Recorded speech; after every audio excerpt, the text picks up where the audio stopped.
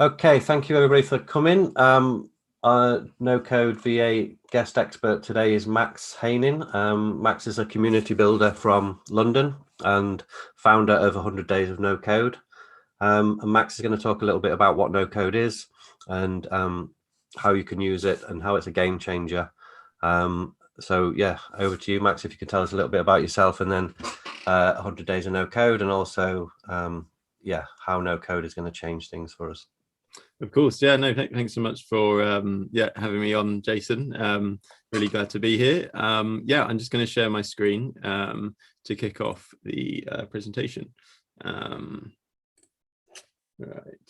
just get. Can you see that? Cool. Great. So for today's session, basically, I'm going to be talking about what no code is, obviously, looking into a little bit around the use cases and inspiration that you can take away from this session, and of course, any questions at the end.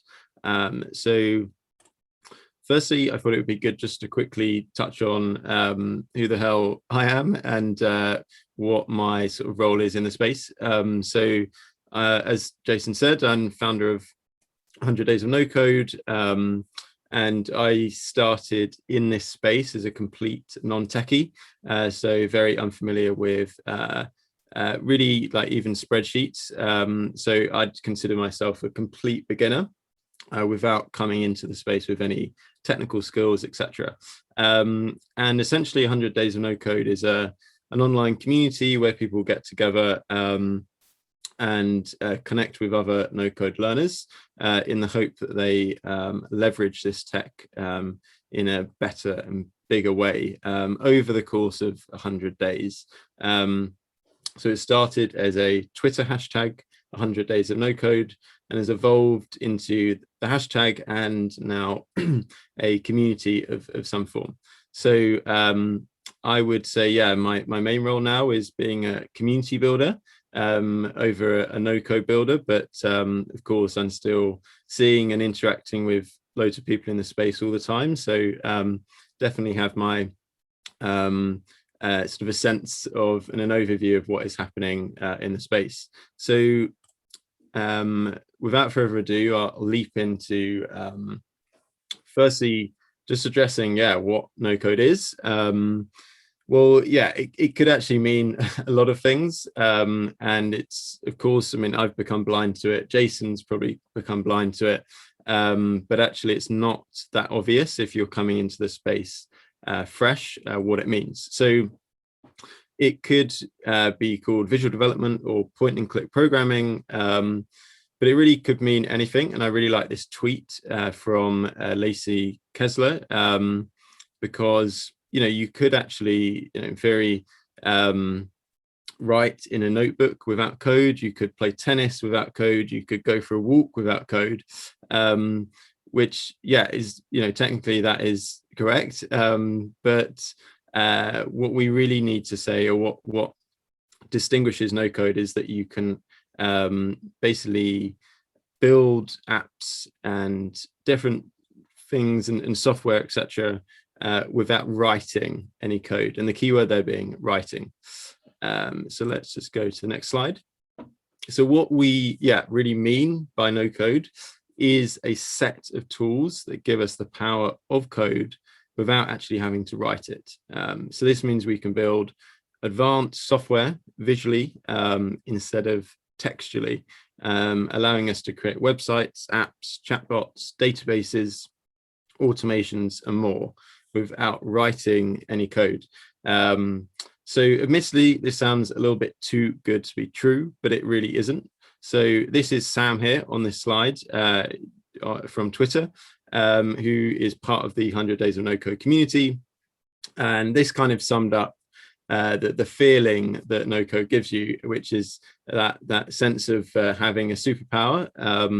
And yeah, this day, I think Sam definitely had that that behind him as he was creating some really cool things in the no-code tool called Bubble.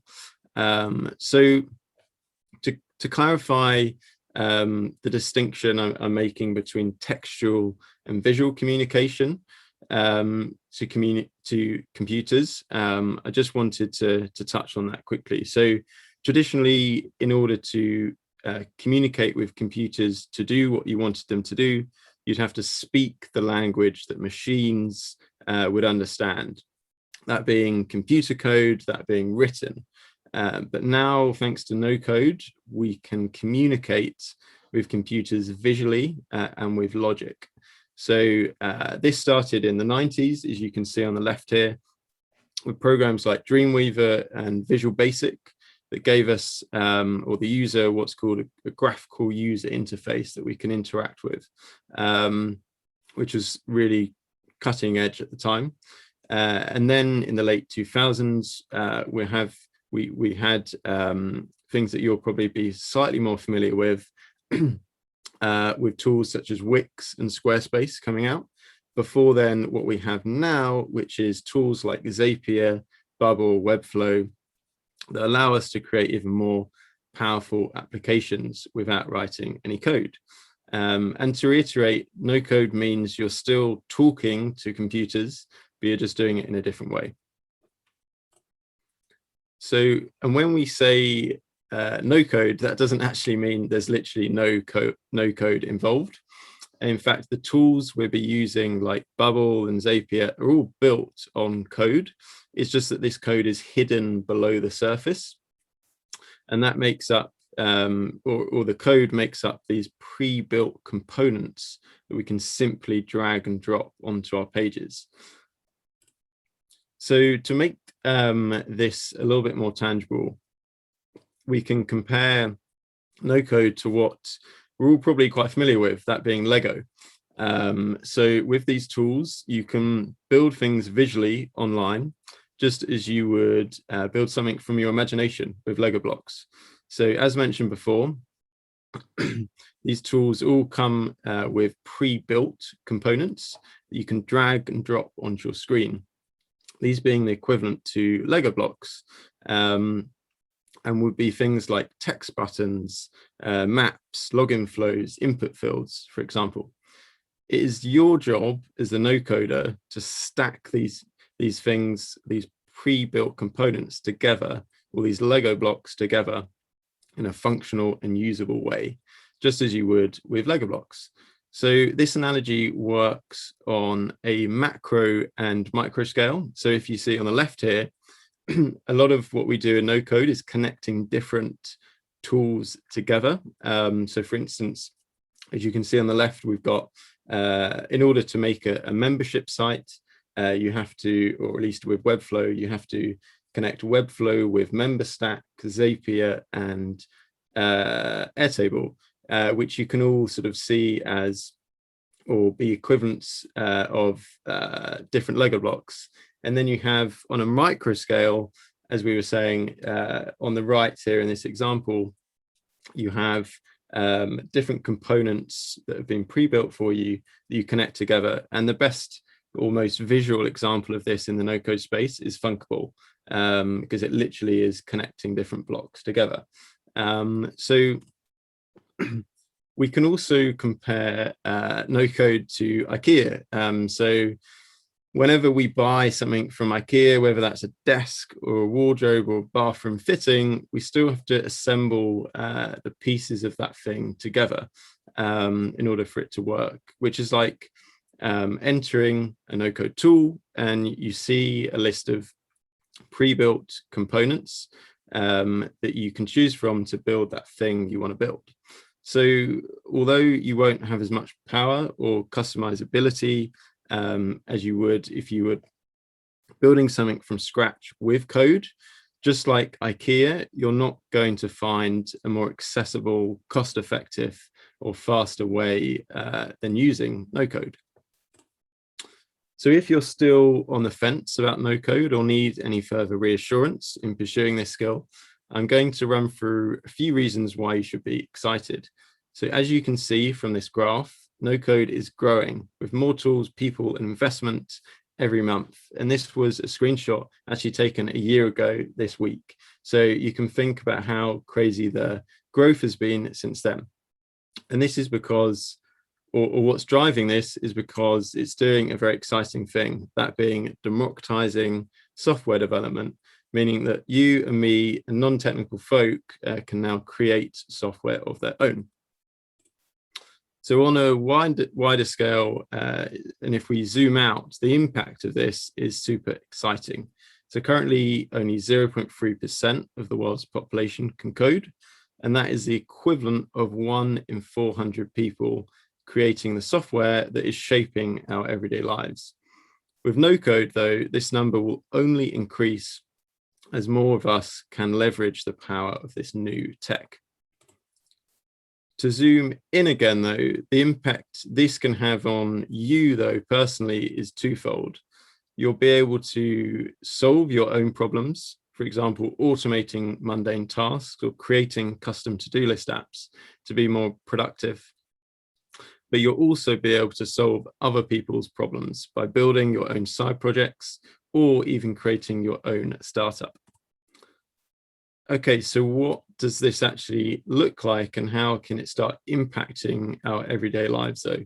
Well, you can easily start creating external applications like this. So whether that's e-products, newsletters, marketplaces, directories, mobile apps, communities, or micro SaaS businesses, or you can start using and leveraging these tools to optimize internal facing tasks, like, for instance, sharing files, signing contracts, project collaboration, invoicing, qualifying leads, drip campaigns, and collecting and researching information for whatever project you're working on. So hopefully this has given you more of a sense of what no code is and what's possible in this space. Yeah, now really happy to take any questions. Thanks for that, Max. That was great. Great presentation. I love the Lego analogy as well. That's a really good analogy of what you can build, and the IKEA images as well was fantastic. Yeah. So yeah, just some of a couple of questions, and Max. People are thinking about going down the road of looking into these no-code tools. As we know, they're vast and growing every single day. Where would you suggest somebody starts when they start to look at this this way of working in these tools? I think it really depends on what outcomes or what you want to achieve with no code. But if you're just looking for a very generalistic overview of the space and understanding of the tools, then I would certainly recommend you kind of take an approach whereby you start with some simple tools like Zapier, Adalo, Notion, Softer, and those kind of tools that are easy but also versatile, because what you've got there is an automation tool, a mobile app tool, a web app tool, and a productivity tool in Notion. What you've got there is a versatile stack, but also an easy to use one, and one that will give you the confidence to then move sort of up in no code, if you like, to more powerful tools that you can do more things with. So I'd always start small but versatile, and then move your way up when you've built that confidence. And yeah, of course, shameless plug here, obviously we've got the beginners 100 Days of No Code has just released a beginners course, and that is another place that could give you some understanding of the space in a quick way. Yeah, no problem. I'll put the link to that in the comments as well, Max. So that's really good. Mark, if you got some questions, I've got a couple more, but yes, thank you. Yeah.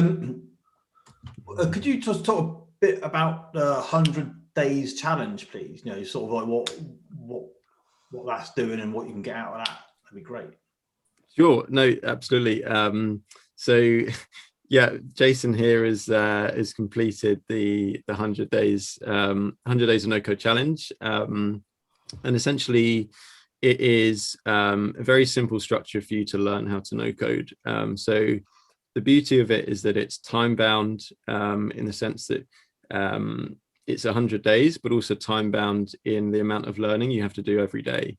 And it kind of works in a sense that you can have your full-time job, do all that kind of stuff, but just do 30 minutes of learning a day. So you can work it around your schedule. And the theory is that over 100 days, that really adds up and compounds to the point where you're very well versed in a lot of tools, or one tool really well. So the beauty of it really is the fact that, as I said, it's time bound, it's momentum driven. So, you know, you have to do something every day, and is a system that will prop up your learning every day versus just having an idea of, oh, okay, I want to learn to no code, but not having any structure to do it with. So that is it. And you can go to the 100 Days site and commit publicly, so you're held accountable a little bit more, and then just tweet every day using the hashtag 100 Days of No Code, saying what you're learning, sharing what you're learning every day with others. Yeah, and that's it really. It's super simple. Awesome. What about like the future of, well, both the 100 Days challenge and no code in general? What do you sort of see from your perspective happening, you know, over the next sort of, you know, 12, 18 months, 2 years? Sure. Yeah, so I think for 100 days, we are going to be leaning into helping people at the start of their no-code learning journey. So very much positioning ourselves to be radically accessible for any beginner getting in the space, no matter what sort of background they come from. That being from a price point of view, a sort of beginner resource friendly point of view, and an inclusive point of view. So we're going to double down on the beginner market and help them in any way we can. But in terms of the space more generally, I think we're going to see sort of course, the external facing apps, websites, software, all the fun stuff being created by entrepreneurs, by makers, etc. But we're also going to see a doubling down on the internal optimization or internal benefits of these tools for companies. And that is, of course, what Jason and yourself, Mark, are super good at, is leveraging the power of these tools in a way that can save people huge amounts of time. And I think that will, you know, be cross-sector and see lots of companies embrace this no-code developer role of some form, or no-code automation expert role. So yeah, that's kind of where I'm seeing the space going. But the bottom line being that it's only going to grow. There's only going to be more adoption, and it's certainly something you want to learn now to capitalize on this like early market momentum before everyone picks it up. You see like a growing diversity of people coming into 100 Days of No Code now, Max, from all different walks of life and different jobs and things like that.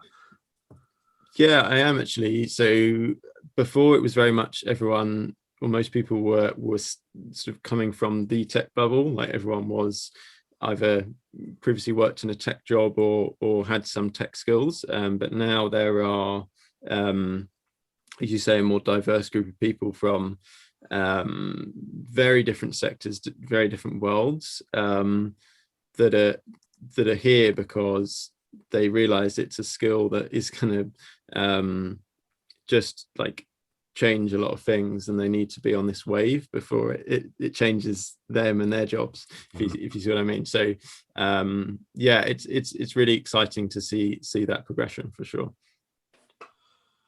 Excellent. And yeah, it's a question about the tools and things, but I think you've already spoke about them. So like you said, like Airtable for a database, and automation tools like Zapier and Tegromat, and Softer, obviously. So these are good tools to start with. And then just, I guess, some lessons and learned mistakes made, Max, that seems to be common when people start off in this,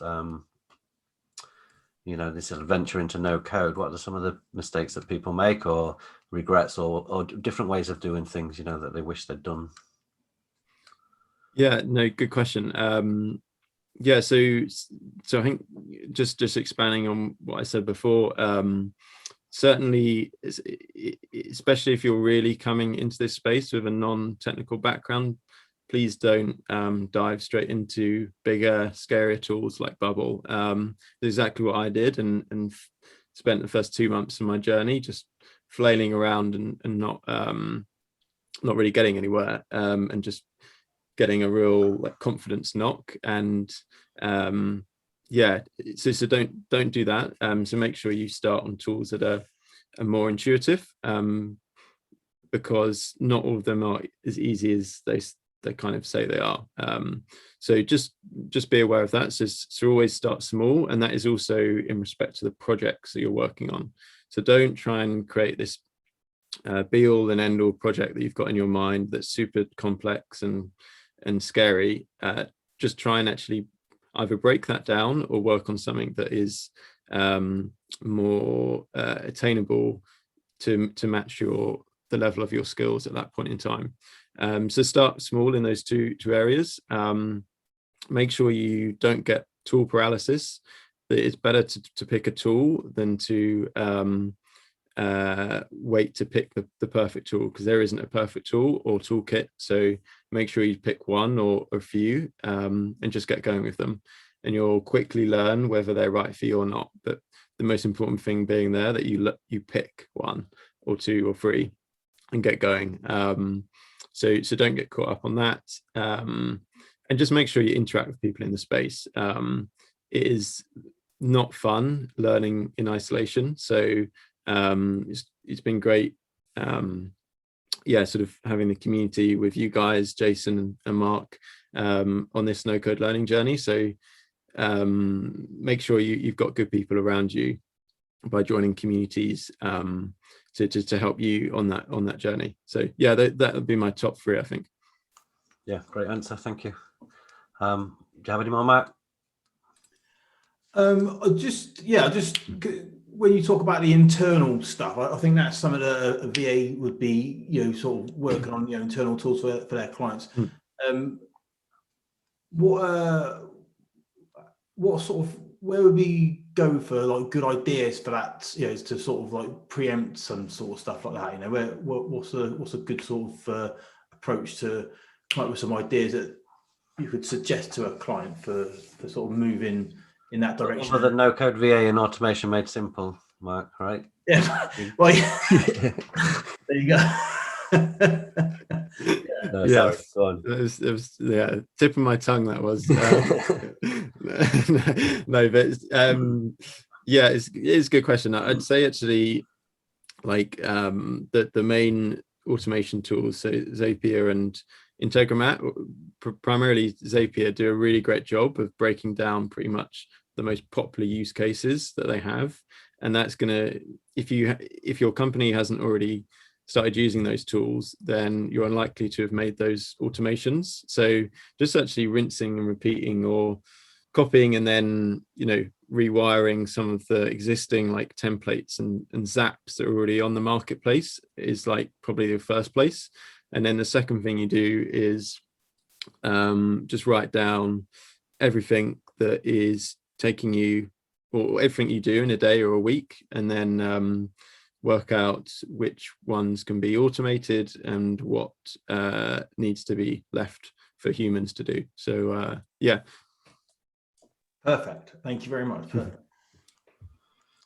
Okay, yeah, I really appreciate your time, Max. Is there anything else you'd like to say before we wrap up? Not really, just yeah, thanks so much for having me here. Really appreciate that. And of course, if anyone has any questions to me that they want answered at another point, then feel free to just get in touch on Twitter. I think my @ is at Haining Max. But yeah, I'll drop the details in the comments. Great. Max, so. But yeah, feel free to get in touch. But yeah, good luck on your no code learning journeys. Okay, really appreciate that, Max. That's been great. Thank you very much. And yeah, speak to you again. Cheers, guys. Thanks. Thank you very much. Thank you. Bye.